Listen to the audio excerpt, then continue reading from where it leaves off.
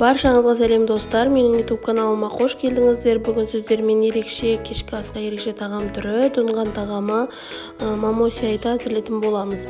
Ең алдыменен ұнымызға тұзымызды және дрожжымызды, ақ майымызды және суымызды құйып, жақсылап жұмсақтау қамыр илейтін боламыз. Қазір қанша граммнан қосып кету керек екенін барлығын мен описанияға жазып қалдырып кететін боламын. Сол жерден көріп қайталап жасап көрсеңіздер болады. Мұны жақсылап илейміз. Илеу қанғанша және де бір жарым сағатқа жылы жерге қойып көтерілгенін күтетін боламыз. Ал енді 1,5 сағатқа қойып қойғаннан кейін майымызды қыздырып, табамызға етімізді салып, жақсылап қуырып алатын боламыз. Қуырғаннан кейін үстіне тұзымызды салып, жақсылап тағы да 5-10 минутқа бетін бұқтырып жауып қоямыз.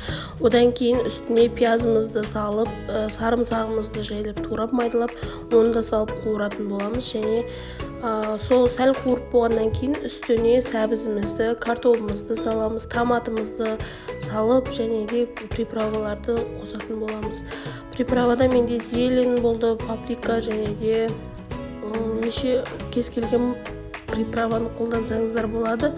Және лавр жапырағын салсаңыздар өте дәмін шығарады. Жақсылап араластырып, бетіне суымызды құйып, көп емес, азғантай құйып жібереміз және де бұқтырып 1,5-2 сағаттай қайнатамыз, еті піскеніне байланысты. Одан кейін қамырымыз дайын болған қамырымызды алып, кішкентай 3 бөлікке бөліп 5-10 минутқа қойып қоямыз. Тұндырып, одан кейін дайын болғаннан кейін жайлап жая бастаймыз. Жайып болғаннан кейін үстіне сары майымызды немесе сұйық майымызды салып, жақсылап бетіне жағып шығамыз. Үстіне мак немесе укроп сепсеңіздер болады. Солай қазір видеода көрсетілгендей орап кесіп, шпажканың көмегімен оюлар жасайтын боламыз.